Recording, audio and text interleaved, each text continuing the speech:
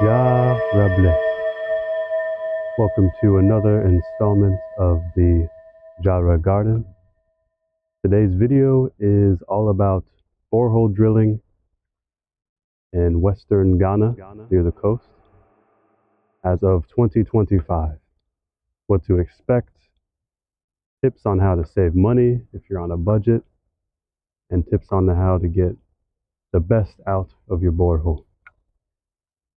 For those not familiar, a borehole is essentially a well, much narrower and much deeper. If your land is lower in elevation and close to a water source or near the sea, I highly recommend getting a well. People usually dig it by hand locally, and you'll get a nice source of fresh, clean water for cheap. Where my land on is atop of a mountain, and how the soil sediment layers are, you have thin soil in most places, then plenty clay, and then hard rock. So it's not very practical to dig a well on this style of land. If you're higher in elevation, a borehole is recommended. It'll dig deep, anywhere from 50 meters to 150 meters. 100 is usually average for this region of Ghana. And they'll even go through hard rock, blast the rock, so you can get your water. For pricing, my borehole cost 18,000 cedis. Right now at this time, $1 US is about 10 cedis. So that's 1,800 US. I have seen prices much higher. The best way to get a good price on borehole drilling is to go on gg.com. gg.com is basically the Craigslist of Ghana. If you're not familiar with Craigslist, people can upload anything they're selling, and then you can contact them on WhatsApp and buy their services or goods. And when you're in Ghana, a lot of reputable companies, great places if you need cement, if you need sand, they upload to gg.com. Those are the suppliers. So search on gg.com for borehole drilling. You can search by region. You'll see many companies come up. You can filter by lowest price and call at least 3 companies. Tell them your land style, what you want, and they'll give you a quote. What's nice about gg.com is many ads on there will have a fixed price. You know exactly how much you're paying for it. You don't have to negotiate. It's also very helpful if you're a foreigner. Not everyone does this, but if they hear your voice and that you don't speak the language, they'll think you'll have a lot of money. If you're rich, it's not an issue. But if you're like many people or like me that don't really have that much money, you're on a budget, they can upcharge you a lot. And it's not as easy to negotiate here. A lot of prices are last price.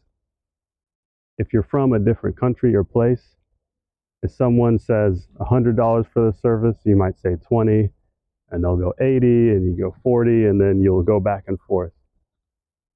What I found in Ghana is they'll set a price, you'll negotiate low, they'll set one more, and then they won't really come down from that. And they'll say last price. If you hear that, that's the final price. The benefit to calling 3 companies is you can always walk away. If the price is too high, you say, okay, I'll call you later. Call 3 and go with the one with is the best price. And when you're on gg.com, it'll list the services they do. A very important distinction. Most listings have the borehole drilling price listed. When you drill a borehole, it's not finished. A pump has to go in, and then you have to connect that pump to a water tank and piping. Most of these places that are doing it cheaply, it's just the cost of the borehole. you'll still have to pay for an installation of the pump, the pipes, and the tank. That being said, I found a lot of quotes that would do everything for 30,000 Ghana cedis, 40,000 cedis. So the most budget-friendly option for me was paying 18,000 cedis for the drilling of the hole, and then I would buy my own pump, water tank, they call them poly tanks here, and do the plumbing myself. That's going to save me the most money. Some tips: the borehole drilling machine is on a big car, like a giant fire truck. It's very big, it's very wide. And it'll need a clear path to where you want to drill. So if you're on a hill, you want to make sure the road has enough clearance, it's not too steep, it's a heavy machine. And they can put it anywhere on your property, but make sure it has a clear path there. And you can call them, get the dimensions and measurements. Most borehole drilling companies, they want to do a survey of the land. They usually use an app to see where the water table is and just kind of look at it before they come out. Now, if you're not from Ghana, this could be a point of contention for you. It's normal and customary here when you're paying for a service from somebody that you cover their lorry fare, which means their driving fee. It doesn't really matter that much if you're in the city, it'll be pretty cheap. But if you're in the country like I am, a drilling company driving out here from Takoradi or Ghana, it could be 50 cedis, 100 cedis, depending on the gas. So usually when they'll call, they'll ask to do a survey. They'll drive out. They won't mention that they want you to cover lorry fare, but it is customary. So you'll want to add, if it's just one person, it should only be about 50 cedis. Sometimes they bring 2 or 3. It's unfortunate, but I would advise paying their lorry fare. To clear up misconceptions, always call them before they drive to your site if there's any misconceptions. I've observed many times when paying for services here, a price will be agreed on and a date will be set, but they'll just come in the morning. So if you have concerns about how much lorry fare is going to be, about what exactly they're doing, call them and tell them not to come until everything is cleared. They'll come, use some apps for the survey, and then they'll give you the okay if they believe there's water there, and then you can set a date for the machine to come and come out. There shouldn't be another appointment. If they come and do a survey and then try and get you, well, we got to come back and do it again, you're like, no, just come once, bring the machine next time. They'll bring it. Well, how long does the drilling take? So most borehole drilling, because they want to get it done fast, I think most companies here pay by every drilling they do. They want to try and do it in a day. And it should be done in a day. If your property doesn't have hard rock, they can get it done in a day. My property had hard rock, so it took them a day, and then they left, and in the morning they came back and finished it. They'll usually ask for a payment up front. When you're on gg.com, some borehole drilling companies have you only pay when it's finished, listed on the advertisement. Go with those companies. That way, if you're worried about how something's being done, or you're worried they might go and not finish, or if they did a poor job, if you think, you're not out of any money. So pick a company that clearly states payment when everything is done and you have water. All right, if you do have rock on your property, hard rock, not the end of the world. They'll use, I don't know if it's dynamite, there was some type of loud explosions they would use and like blast the rock out. Then they would keep drilling. But it does create a lot of very fine, very thin gravel. And what you can do before waters hit, you can scoop that gravel up and take it. You can use that for cement in your projects. You can get a lot of free thin gravel and sediment from your borehole drilling. All right. Most companies, if you bring a bag of concrete, when they find water, they'll mix it around and they'll create a nice base plate for you.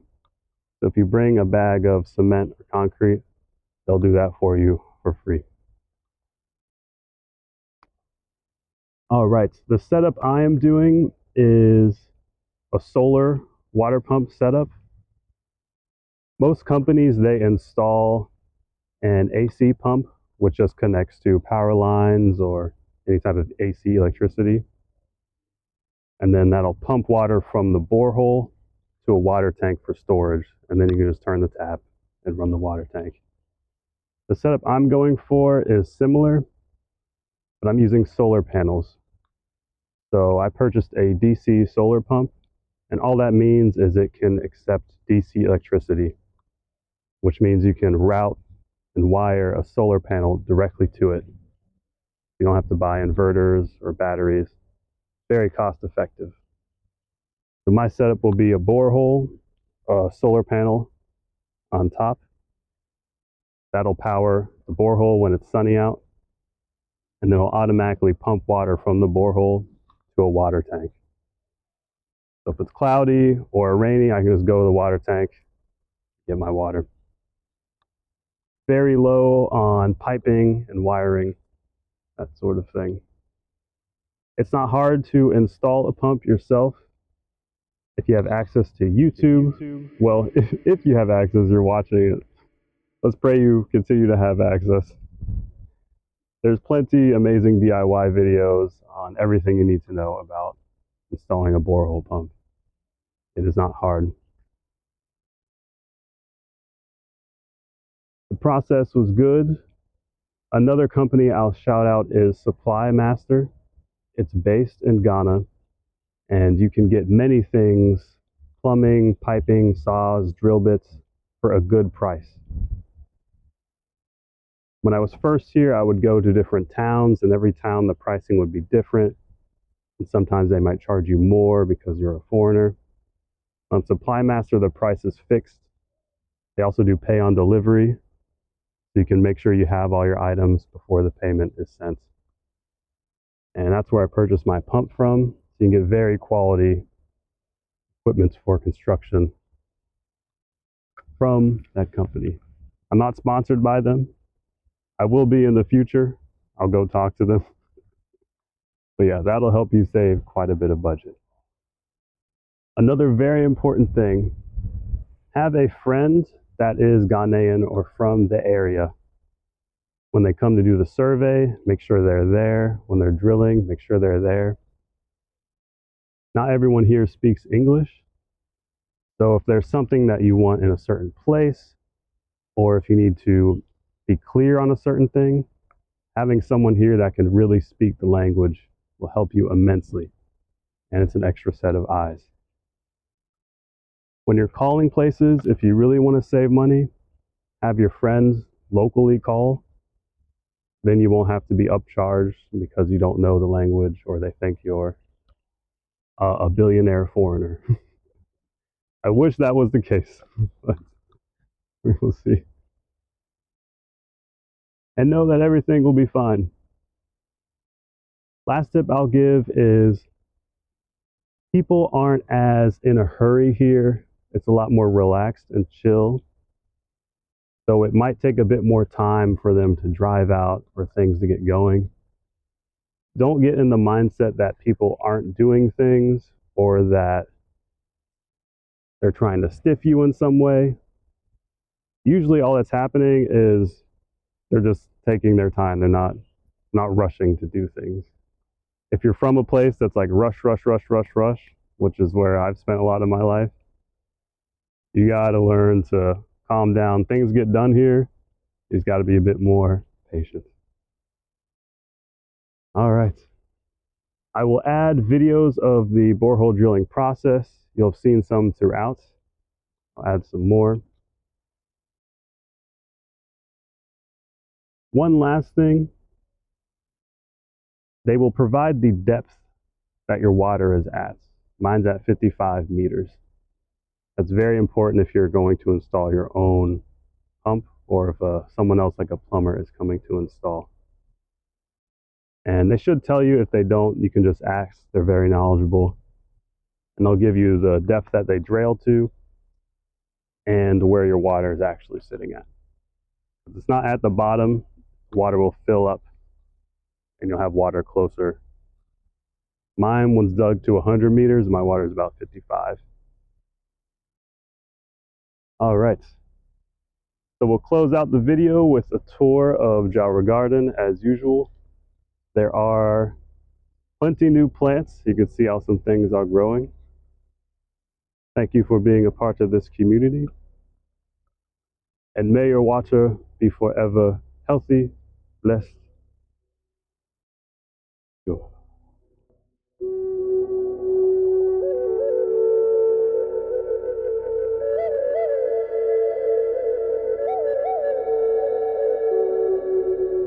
Okay.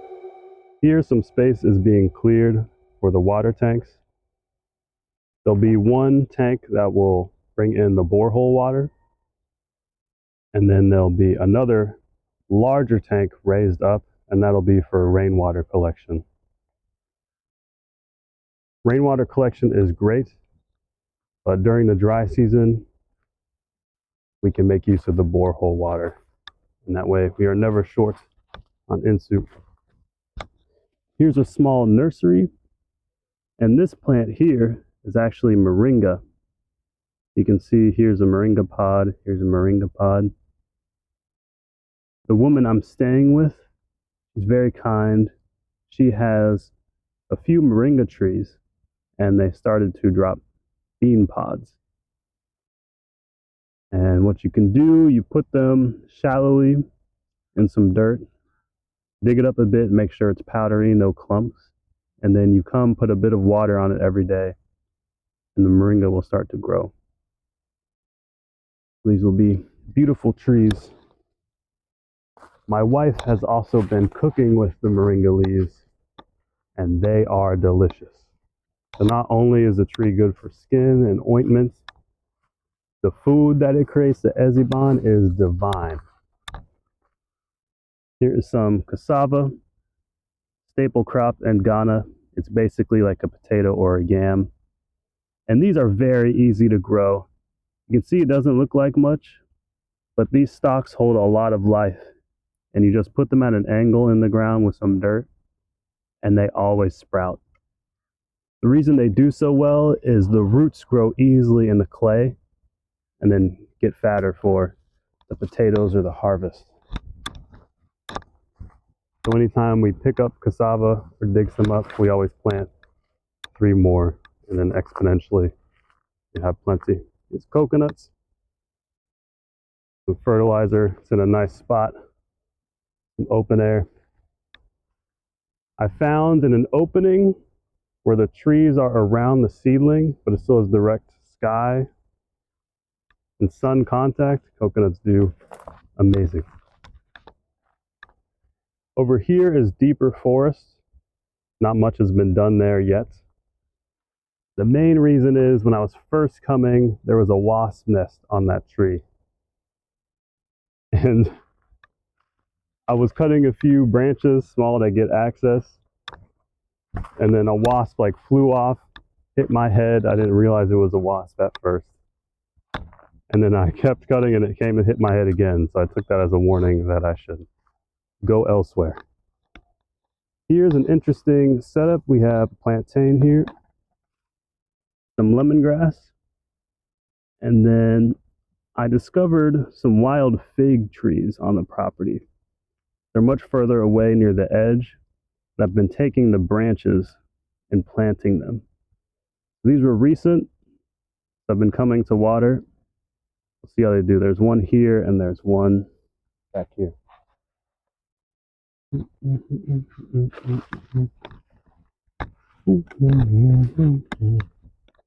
Here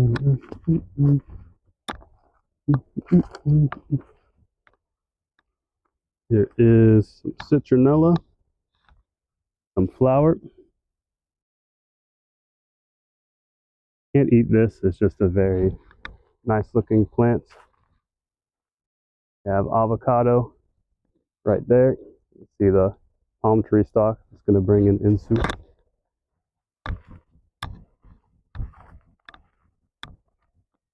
Here's another interesting patch. The plantain, lemongrass, tomato. The tomato is doing very well. This is just a tree that was here. And there's a small fig that's propagated there. And I like to mix the soil. I'm getting things from different areas. I'll combine the soil and make a very rich compost and manure. Here's some more cassava. You can see these are most likely just thrown here and they've just started growing. They just need a bit. Because the cassava will get very tall before it's ready for harvest. Here's a mango. This one was struggling for a long time, but I kept watering it and adding soil, give it love, and you can see it's growing new leaves. And it's doing well.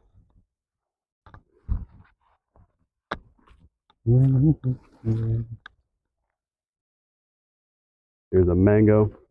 This mango loves this spot. See very fresh leaves. This was really good soil where this was planted. It was built up very moist, very rich. We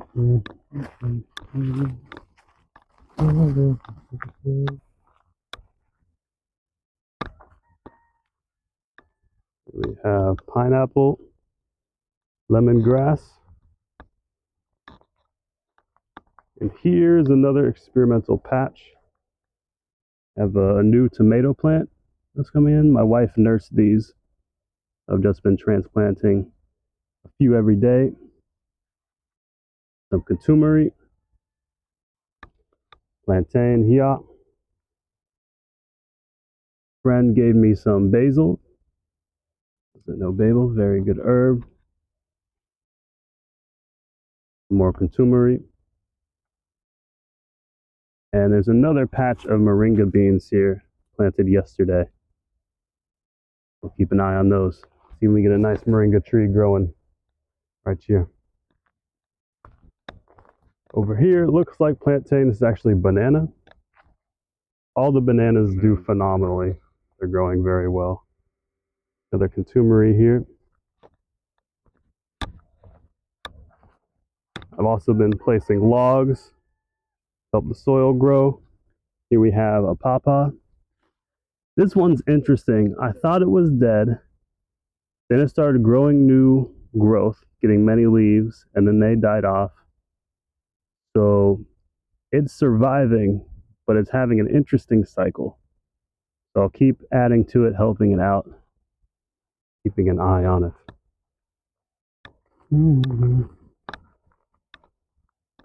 There's more area here. The road's closer to here. I haven't done much there yet. I'm starting close to our water source and I'm slowly working my way out. Here's more contumery. Contumery. Love contumery. Even more than spinach. Food finally dethroned spinach for me. All right, we have our sugar cane, lemongrass. I put some watermelon seeds in here as an experiment. Oh, I see. Yep, they're growing. Keep an eye on those. This is a new addition. You have coconuts. A very good spot. It's shaded nicely on the sides, but it has direct skylight for the sun and for water to come in. And then this is a very cool plant. There's only one on the property, so I started to propagate it and spread it around. You can kind of see it has a white liquid when it's cut. It's very good for wounds, very healthy to use, and it's beautiful. It'll grow very big like a tree. And I just love it. It's kind of got a succulent vibe, that type of nature. It'd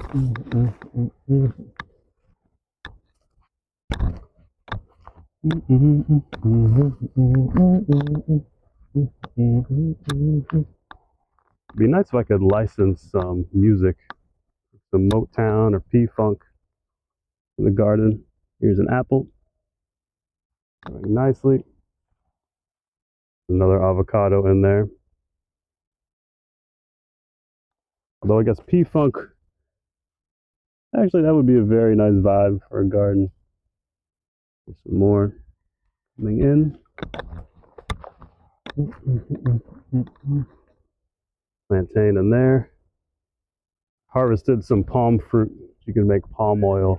They grow as a seed bundle and they'll get bright red, and then you can cut them. Basically imagine a heavy flour filled with oil. That's basically what that is. And you cut the fronds and harvest it. Okay, here is some of the thin gravel that the borehole dug up. This was all rock that it cut through to get to the water.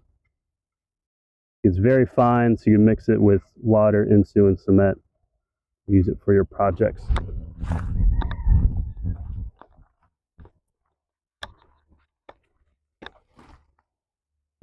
All right, here, coconut doing excellent. Very vibrant. We have lemongrass, cashew, beautiful, beautiful. We have some new additions over here. Baby plantain, lemongrass, fig tree. This is a local plant. I'm not exactly sure what this is yet. The seedling was beautiful. I have a log here for some extra nutrients.